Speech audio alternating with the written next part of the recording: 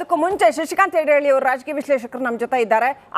ಎಲ್ಲೊಂದ್ ಕಡೆ ಅಪ್ಪ ಅಮ್ಮ ಜಗಳದಲ್ಲಿ ಕೂಸು ಬಡವ ಆಯ್ತಾ, ಇವ್ರು ಇದನ್ನ ಪೊಲಿಟಿಸೈಸ್ ಮಾಡಿ ಮಾಡಿ ಮಾಡಿ ಮಾಡಿ ಹಿಂದೂಗಳಿಗೆ ಅವ್ರಿಗೆ ಸಿಕ್ಕಬೇಕಾಗಿರೋ ಅವ್ರ ನಿಜವಾದ ರೈಟ್ಸ್ ಏನಿದೆ, ಅಥವಾ ಭಾರತೀಯರು ಅಂತ ಕರಿತೀನಿ ನಾನು ಅವ್ರನ್ನ, ಅವ್ರಿಗೆ ಸಿಕ್ಕಬೇಕಾಗಿರೋ ರೈಟ್ಸ್ ಎಲ್ಲ ಒಂದ್ ಕಡೆ ದೊಡ್ಡ ಮೋಸ ಆಗ್ತಾ ಇದೆಯಾ ಅಂತ. ಈಗ ಇವರ ಕಿತ್ತಾಟದಲ್ಲಿ ಅಥವಾ ಇವರ ಮೇಲಾಟಗಳಲ್ಲಿ ಬಹಳ ಮುಖ್ಯವಾಗಿ ಲಾಸ್ ಆಗಿರ್ತಕ್ಕಂಥದ್ದು ಸಿ ಕ್ಯಾಟಗರಿ ಮತ್ತು ಬಿ ಕ್ಯಾಟಗರಿಯ ದೇವಸ್ಥಾನಗಳಿಗೆ. ಯಾಕೆ ಅಂತಂದರೆ ಈಗಾಗಲೇ ಮೊದಲು ಒಟ್ಟು 5 ಲಕ್ಷ ರೂಪಾಯಿಯಿಂದ 10 ಲಕ್ಷ ರೂಪಾಯಿ ಸಿ ಕ್ಯಾಟಗರಿಯನ್ನು ಇದನ್ನು ಹೆಚ್ಚು ಮಾಡಿದರು. ಆ ಹೆಚ್ಚುವರಿ ದುಡ್ಡನ್ನು ಅಲ್ಲಿವರೆಗೂ ನೀವು ಸರ್ಕಾರಕ್ಕೆ ಏನಂತೂ ಕಟ್ಟಬೇಡಿ 10 ಲಕ್ಷದವರೆಗೂ ಅಂತ ಹೇಳಿದರು ಸಿ ಕ್ಯಾಟಗರಿಗೆ. ಬಿ ಕ್ಯಾಟಗರಿಗೂ ಸಹಿತ 1 ಕೋಟಿ ರೂಪಾಯಿ, ಮೊದಲು 10 ಲಕ್ಷ ರೂಪಾಯಿ ಇದ್ರು, ಅದು 1 ಕೋಟಿವರೆಗೂ ನಿಮ್ಮ ಆದಾಯವನ್ನು ನಿಮಗೆ ಬಳಸ್ಕೊಳ್ಳಿ, ದಯವಿಟ್ಟು ಏನು ಬೇಕಾಗಿಲ್ಲ 5% ಕಟ್ಟಿದ್ರೆ ಸಾಕು ಅಂತ ಹೇಳಿದ್ರು. 1 ಕೋಟಿ ದಾಟಿದ್ರೆ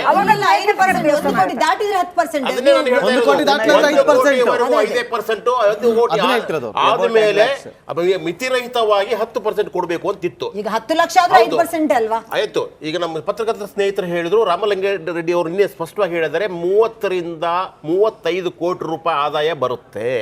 ಸೊ 30 ರಿಂದ 35 ಕೋಟಿ ರೂಪಾಯಿ ಆದಾಯ ಬಂದ್ರೆ ಸುಬ್ರಹ್ಮಣ್ಯ ದೇವಸ್ಥಾನದಲ್ಲಿ ಮೊನ್ನೆ 150 ಕೋಟಿ ಕಲೆಕ್ಷನ್ ಆಗಿದೆ. ಹಾಗಾದ್ರೆ 10% ಹೋಯ್ತಾ? ನೀವು ಅದನ್ನು ತಗೊಳ್ಳಿ. ಮೊನ್ನೆ ರೀಸೆಂಟ್ ಒಂದು ವಾರದ ಮೊದಲು ಈಗ ನಾನು ಹೇಳ್ತಾ ಇರೋದು 30 ರಿಂದ 35 ಕೋಟಿ ರೂಪಾಯಿ ಆದಾಯ ಬರುತ್ತೆ. ಯಾವ್ದ್ರಿಂದ? ಈ ಎಲ್ಲ ಬಿಲ್ ಪಾಸ್ ಮಾಡೋದ್ರಿಂದ. 60 ಕೋಟಿ ಅಲ್ಲ, ನಿನ್ನೆ ಅವ್ರು ಹೇಳಿದ್ದು, ನಾನು ಸ್ಪಷ್ಟವಾಗಿ ಹೇಳಿದ್ದೀನಿ 60 ಕೋಟಿ ಅಂತ. ಆಯ್ತು, 60 ಕೋಟಿ ಆದಾಯ ಬರುತ್ತೆ. ಒಂದು ದೇವಸ್ಥಾನಕ್ಕೆ 34,000 ಸಿ ಕ್ಯಾಟಗರಿ ದೇವಸ್ಥಾನಗಳಿದ್ದಾವೆ. ಅದರಲ್ಲಿ ಒಂದೊಂದು ದೇವಸ್ಥಾನಕ್ಕೆ 48,000 ರೂಪಾಯಿ ಕೊಡ್ತಾ ಇದ್ದಾರೆ ವಾರ್ಷಿಕ ನಿರ್ವಹಣೆಗಾಗಿ. ಅದನ್ನ ಲೆಕ್ಕ ಹಾಕಿದ್ರೆ ಎಷ್ಟಾಗುತ್ತೆ? 4,000 ರೂಪಾಯಿ ತಿಂಗಳಿಗೆ, ದಿನಕ್ಕೆ 150 ರೂಪಾಯಿ ಬತ್ತಿಗೆ ಎಣ್ಣೆಗೆ ಅಷ್ಟು ಕೊಡ್ತಾ ಇದಾರಲ್ವಾ.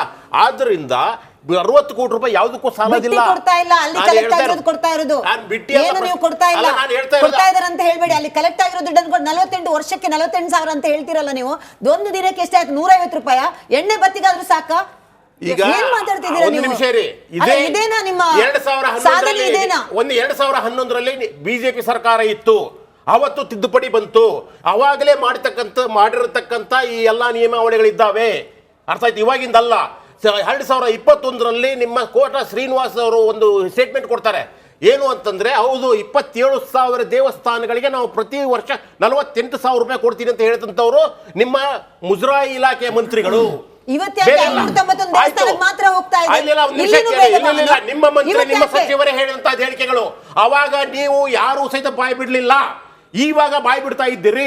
ಯಾಕೆಂದ್ರೆ ಅವಾಗ ಅವ್ರು ಹೇಳ್ತಾರೆ ಅನ್ಯ ಧರ್ಮೀಯರಿಗೆ ಯಾಕೆ ಇಲ್ಲಿ ಕರೆಕ್ಟ್ ಆಗಿರೋ ದುಡ್ಡನ್ನ ಎಲ್ಲ ಧರ್ಮಕ್ಕೆ ಮಾಡಿ ನೋಡಿ. ಯಾವತ್ತಾದ್ರೂ ನೀವು ಅಮೆಂಡ್ಮೆಂಟ್ ತರ್ತೀರಾ? ಜನರಿಗೆ ಯೂಸ್ ಆಗೋ 27,000ರಲ್ಲಿ 715 ಅನ್ಯ ಧರ್ಮೀಯ ದೇವಸ್ಥಾನಗಳಿಗೂ ಕೊಡುತ್ತೇವೆ ಅಂತ ಕೋಟಾ ಶ್ರೀನಿವಾಸ ಪೂಜಾರಿ ಅವರು ಹೇಳಿದ್ರು.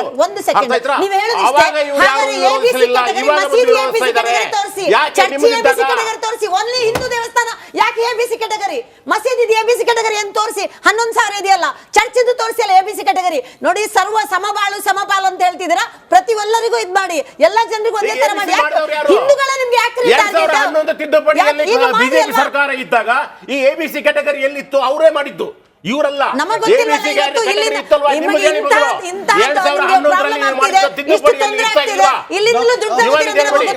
ಇವರು ಬಿಟ್ಟು ಬಿಡ್ತಾರೆ, ಇವಾಗ ತೆಗಿತಾರೆ. ನಿಮ್ ಸರ್ಕಾರ ಇದ್ದಾಗ ಇದೇ ಕ್ಯಾಟಗರಿ ಇತ್ತು. ಅವಾಗೂ ಸಹಿತ 717 ಚರ್ಚ್ ಮಸೀದಿಗಳಿಗೆ ದುಡ್ಡು ಹೋಗ್ತಾ ಇತ್ತು. ಆ ಸಂದರ್ಭದಲ್ಲಿ ನೀವು ಯಾರು ಒಂದು ಅಕ್ಷರ ಬಾಯಿ ಬಿಡ್ಲಿಲ್ಲ. ಇವಾಗ ರಾಜಕೀಯ ಕಾರಣಕ್ಕಾಗಿ ನೀವು ಅದನ್ನು ವಿರೋಧಿಸ್ತಾ ಇದ್ದೀರಾ. ಇದರಿಂದಾಗಿ 34,000 ಸಿ ದರ್ಜೆಯ ದೇವಸ್ಥಾನಗಳಿಗೆ ಅಲ್ಲಿರುವ ಅರ್ಚಕರಿಗೆ ಇನ್ಶೂರೆನ್ಸ್ ಸಿಗೋದು. ಮಕ್ಕಳಿಗೆ ಹಿಂದೂ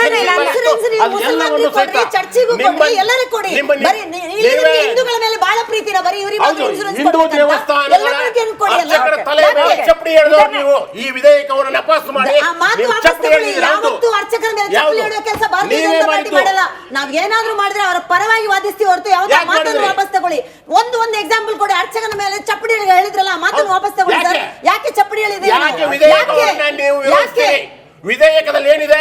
34,000 ದೇವಸ್ಥಾನಗಳ ಎಲ್ಲರಿಗೂ ಸಹಿತ ಇಲ್ಲಿ ಶ್ರೀಮಂತ ದೇವಸ್ಥಾನಗಳಿಂದ ದುಡ್ಡನ್ನು ತೆಗೆದುಕೊಂಡು 10% 5% ಆಯ್ತು. ಅವ್ರಿಗೆ ಕೊಡಬೇಕು ಅಂತಿದೆ ಅಲ್ವಾ? ನೋಡಿ, ದೇವಸ್ಥಾನದ ದುಡ್ಡು ತಗೋತೀರಾ? ದೇವಸ್ಥಾನಕ್ಕೆ ಯೂಸ್ ಮಾಡಿ. ಯಾರು ಹೇಳ್ತಾರೆ? ಇಲ್ಲ, ನೀವು ಒಂದು ಎಣ್ಣೆಗಿಲ್ಲ, ಒತ್ತು ಬತ್ತೆಗಿಲ್ಲ ಬೋರ್ಡ್ಗೆ ಅಂತೀರಿ. ಕಂಪೌಂಡಿಗೆ ಎಣ್ಣೆ ಬತ್ತಿ 31 ಲಕ್ಷ ಕೊಡ್ಬೇಕಾದ್ರೆ ಕೊಡಕ್ಕೆ ಬಾಳ ಆಗಲ್ಲ. ಶಶಿಕಾಂತ್ ದೇವಸ್ಥಾನದ ಶಶಿಕಾಂತ್ ಜಮೀನು ರಕ್ಷಣೆ ಈಗ ಅವ್ರ ಪ್ರಶ್ನೆ ಏನ್ ಗೊತ್ತಾ, ಜಮೀನು ರಕ್ಷಣೆಗೆ ಅವರು ಕೂಡ ಯಾಕೆ ಒಂದೇ ಕೊಡ್ತಾ ಪ್ರಶ್ನೆ ಇಲ್ಲ? ಮಾಡಿದ್ರು. ಈಗ ಅವರ ಪ್ರಶ್ನೆ ಏನಂತಂದ್ರೆ, ನೀವು ಕೊಡಿ ತಪ್ಪೆ ಅಂತ ನಾವೇನ್ ಹೇಳ್ತಿಲ್ಲ, ಆದ್ರೆ ಹಿಂದೂ ದೇವಾಲಯಗಳಿಂದ ಬರುವಂತಹ ಒಂದು ಹುಂಡಿ ಕಾಣಿಕೆ ಏನಿದೆ ಅದನ್ನ ತೆಗೆದು ನೀವು ಬೇರೆ ಸಮುದಾಯದವ್ರಿಗೆ ಯಾಕೆ ಕೊಡ್ತೀರಾ? ಅದೇ ಆ ಒಂದು ವಿಧೇಯಕನ ತೆಗೆದು ಅದನ್ನ point ತೆಗೀರಿ ಅಂತ ಹೇಳಿ ಅಂತ ಅವ್ರು ಹೇಳ್ತಿರೋದು. 2011ರಲ್ಲಿ ಬಿಜೆಪಿ ಸರ್ಕಾರ ಇದ್ದಾಗೂ ಇದೇ ಇತ್ತು. 715 ಸರ್, ನಾವು amendment ಮಾಡಕ್ ಹೋಗಿಲ್ಲ ಸರ್. ದಯವಿಟ್ಟು ನೋಡಿ, ಜನರಿಗೆ ತಪ್ಪು ಕೊಡ್ಬೇಡಿ. ನಾವು ಎಲ್ಲರಿಗೂ ಸಮಪಾಲನೆ ಮಾಡ್ತೀವಿ, ನೀವು ಮಾತಾಡೋದಲ್ಲ. ಹೇಳಿಕೆಗಳಿದೆ ಅಲ್ವಾ?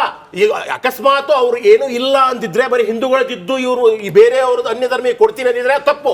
ಅವ್ರ ಜೊತೆಗೆ ನಾವು ಇಬ್ರು ಸೇರ್ಬಿಟ್ಟು ಅದನ್ನ ವಿರೋಧಿಸ್ತೀವಿ. ಎಂತ ಅನಾಹುತಗಳಾಗ್ತಾ ಇದೆ ನೋಡಿ. ಅರ್ಥ ಆಯ್ತಪ್ಪ? ಕಾಂಗ್ರೆಸ್ ಅವರು ಹೇಳ್ತಾರೆ ಹಿಂದೆ ಬಿಜೆಪಿ ಅವ್ರು ಮಾಡಿದ್ರು ಅದನ್ನ ನಾವು ಕಂಟಿನ್ಯೂ ಮಾಡ್ಕೊಂಡ್ ಬರ್ತಾ ಇದ್ವಿ ಅಂದ್ರೆ ಒಬ್ಬೊಬ್ರೆ ಸೇರ್ಕೊಂಡು ಇವರು ಇನ್ನಷ್ಟು ಚಪ್ಪಡಿ ಕಲ್ಲುಗಳನ್ನ ನಾವ್ ಇಟ್ಟಿದ್ದಲ್ಲ, ಅವ್ರು ಇಟ್ಟಿದ್ರೆ ಹಂಗಾಗಿ ಅದ್ರ ಮೇಲೆ ನಾವ್ ಇನ್ನೊಂದು ಚಪ್ಪಡಿ ಕಲ್ಲು ಇಟ್ವಿ.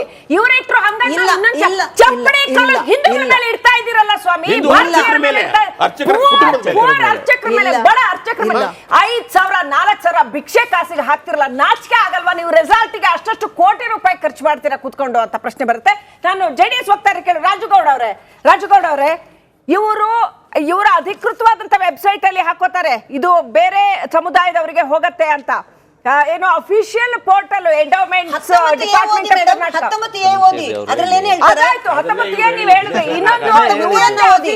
ಅಲ್ಲಿ ಹಿಂದೂ ಅಂತ ಆಡ್ ಮಾಡಿ ಯಾವ ಧರ್ಮಕ್ಕೂ ಕೊಡ್ಬೇಕು ಅಂತ ಹೇಳಿದ್ರೆ ಎಲ್ಲ ಧರ್ಮಕ್ಕೂ 2011 ಓದಿ ದಯವಿಟ್ಟು. ಸರ್ 2011 ಹೇಳಿದ್ರೆ ಯಾಕೆ ಸುಮ್ನೆ ಇದ್ರಿ? ಅಲ್ಲಿ ಯಾವ್ದಾದ್ರು ಅರ್ಚಕರಿಗೆ ತೊಂದ್ರೆ ಆಗೋ amendment ನಾವು ತಂದಿದೀವಾ? ಯಾವ್ದಾದ್ರು ಜನರಿಗೆ ತೊಂದ್ರೆ ಆಗೋದು ತಂದಿದೀವಾ ನಾವು? ಅದನ್ನ ಹೇಳಿ. ಅವಾಗ ಇದೇ ಇತ್ತು. ಓಕೆ ರಾಜಗೌಡ ಅವರೇ, ಇವಾಗ ಕಾಂಗ್ರೆಸ್ ಹೆಚ್ಚು ಮಾಡಿದ್ದಾರೆ ಬಿಜೆಪಿ ಅನುದಾನವನ್ನು. ನಾನು ಸ್ಥಳೀಯ ಪಕ್ಷವಾಗಿ ನಮ್ಮ ರಾಜ್ಯದಲ್ಲಿ ಅರ್ಚಕರು ಬದುಕಬೇಕೋ ಬೇಡವಾ? ನಮ್ಮ ರಾಜ್ಯದಲ್ಲಿ ದೇವಸ್ಥಾನಗಳು ಉಳಿಬೇಕೋ ಬೇಡವಾ? Sir, what happen to the Hindu temples ಅಂತ ಒಂದು ಪುಸ್ತಕ ಇದೆ ಸೀತಾರಾಮ್ ಗೋಯಲ್ ಅವ್ರದ್ದು. 11,000 ದೇವಸ್ಥಾನಗಳು ಏನಾದ್ವು ಅನ್ನುವಂಥದ್ದು. ಅದಿರ್ಲಿ, ಈಗ ಮತ್ತೆ ಅದೇ ಇತಿಹಾಸ ಮರುಕಳಿಸ್ತಾ ಇದೆಯಾ? ನಮ್ಮ ಭಾರತದಲ್ಲಿ ಈ ಹಿಂದಿನ ಯುಗಗಳಲ್ಲಿ ಏನಾಯ್ತಲ್ಲ ಅದು ಮತ್ತೆ ರಾಜಕೀಯ ಅಸ್ತ್ರವನ್ನ ಬಳಸಿ ದೇವಸ್ಥಾನಗಳನ್ನ ನಾಶ ಮಾಡುವಂಥದ್ದು ನಡೀತಾ ಇದೆಯಾ? ರಾಜಗೌಡ ಅವರು, ಈಗ ಖಂಡಿತವಾಗ್ಲೂ ಏನು ಅಮೆಂಡ್ಮೆಂಟ್ ಇದೆಯಲ್ಲ, ಖಂಡಿತವಾಗ್ಲೂ ಬದಲಾವಣೆ ಆಗಬೇಕಾಗಿದೆ. ನಾವು ಹೇಳೋದೇನೆಂದರೆ, ಒಂದು ಸದನದಲ್ಲಿ ಚರ್ಚೆ ಆಗಬೇಕು, ಚರ್ಚೆ ಆಗಿ ತದನಂತರ ಅಮೆಂಡ್ಮೆಂಟ್ಗಳಿಗೆ ಇವರು ಕೈ ಇಡಬೇಕಾಗ್ತದೆ. ಯಾಕೆಂದರೆ ಪ್ರತಿ ಜಿಲ್ಲೆಯಲ್ಲೂ ಇದ್ದಾವೆ. ಹೊಯ್ಸಳರ ಕಾಲದ ಸಾಕಷ್ಟು ದೇವಸ್ಥಾನಗಳು ಇವತ್ತು ಶಿಥಿಲಾವಸ್ಥೆಗೆ ತಲುಪಿದಾವೆ. ಆ ದೇವಸ್ಥಾನಗಳನ್ನ ಪುನರುಜ್ಜೀವನ ಮಾಡೋ ಕಡೆಗೆ ಒಂದಷ್ಟು ಗಮನ ಹರಿಸಿದ್ರೆ ಒಂದಷ್ಟು ಟೂರಿಸ್ಟ್ ಕೂಡ ಡೆವಲಪ್ ಆಗ್ತದೆ. ಸರ್ ಓಕೆ ಸರ್, ಪುರಾತತ್ವ ಇಲಾಖೆಗಾರು ದುಡ್ಡು ಕೊಡಿ ಸರ್. ಪುರಾತತ್ವ ಇಲಾಖೆಗೆ ದುಡ್ಡು ಕೊಡೋದು ಬೇಡವಾ?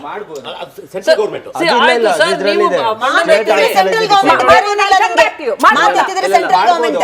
ಈಗ ಒಂದು ನಿಮಿಷ, ಯಾಕಂದ್ರೆ ನಮ್ಮಲ್ಲಿ ತುಂಬಾ ಪುರಾತನ ಅಂದ್ರೆ ಒಂದು 12ನೇ ಶತಮಾನ 8ನೇ ಶತಮಾನ ಸಾಕಷ್ಟು ದೇವಸ್ಥಾನಗಳಿದೆ. ಅವು ಈಗಲೂ ರನ್ನಿಂಗ್ ಅಲ್ಲಿ ಇದಾವೆ.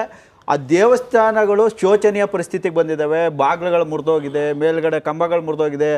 ಈ ಎಲ್ಲ ರಿಪೇರಿಗಳಿಗೆ ಸಾಕಷ್ಟು ಹಣ ಬೇಕು. ಈ ಹಣನ ನಾವು ಈ ಏನು ಎ ಗ್ರೇಡ್ ಟೆಂಪಲ್ಸ್ ಇದೆ, ಯಾಕಂದರೆ ನಮ್ಮಲ್ಲಿ ಜನ ಏನಾಗಿದ್ದಾರೆ ಅಂದರೆ, ಒಂದು ಯಾವುದು ಟೆಂಪಲ್ ರಿಚ್ ಇರುತ್ತೆ ಆ ಕಡೆಗೆ ಜಾಸ್ತಿ ಮೂವ್ಮೆಂಟ್ ಇರುತ್ತೆ. ಫಾರ್ ಎಕ್ಸಾಂಪಲ್ ಸುಬ್ರಹ್ಮಣ್ಯ ಸ್ವಾಮಿ ಆಗ್ಬೋದು, ಧರ್ಮಸ್ಥಳ ಆಗ್ಬೋದು, ಇನ್ನೊಂದು ಆಗ್ಬೋದು, ಈ ಟೆಂಪಲ್ ಕಡೆ ಎಲ್ಲ ಒಂದೇ ಜನ ಹೋಗ್ತಾರೆ. ಆ ಹಣ ಒಂದೇ ಕಡೆ ಕ್ರೋಢೀಕರ ಆಗುತ್ತೆ. ಬಟ್ಟು ಇನ್ನು ಎಷ್ಟೊಂದು ಪುರಾತನ ದೇವಸ್ಥಾನಗಳಿಗೆ ಏನಾಗಿದೆ ಅಂದರೆ, ಅಲ್ಲಿ ಮೂಲಭೂತ ಸೌಕರ್ಯಗಳಿಲ್ಲದೆ ಇರೋದ್ರಿಂದ, ರಸ್ತೆಗಳಿಲ್ಲ, ಕುಡಿಯೋ ನೀರಿಲ್ಲ, ಈ ವ್ಯವಸ್ಥೆ ಇಲ್ಲದೆ ಇರೋದ್ರಿಂದ ಅಲ್ಲಿ ಜನ ಹೋಗ್ತಾ ಇಲ್ಲ. ಆ ಟೆಂಪಲ್ಗಳನ್ನ ಅಭಿವೃದ್ಧಿ ಮಾಡೋದಕ್ಕೆ ಈ ಹಣ ಬಳಸ್ಬೋದು. ಇಲ್ಲಿ ಈ ಒಂದು ಪಾಯಿಂಟನ್ನ ಒಂದು ತೆಗೆದ್ರೆ, ನೆಗೆಟಿವ್ ಪಾಯಿಂಟನ್ನ, ಈ ಬಿಲ್ಲು 100% ಸಕ್ಸಸ್ ಆಗುತ್ತೆ. ಒಂದು ನಿಮಿಷ, ಇವತ್ತು ಬಿಜೆಪಿ ಹಿಂದೆ ಏನಂದ್ರೆ ಕೇವಲ ಕಾರ್ಪೊರೇಟ್ ಕಂಪ್ನಿಗಳಿಗೆ ಏನು ಬೆಲೆ ಕೊಡುತ್ತೆ ಅದೇ ರೀತಿ ಇವತ್ತು ಹೈ ಇನ್ಕಮ್ ಗ್ರೂಪ್ ಟೆಂಪಲ್ಸ್ ಕಡೆಗೆ ಅಷ್ಟೇ ಬೆಲೆ ಕೊಡ್ತಾ ಇದೆ ಬಿಜೆಪಿ.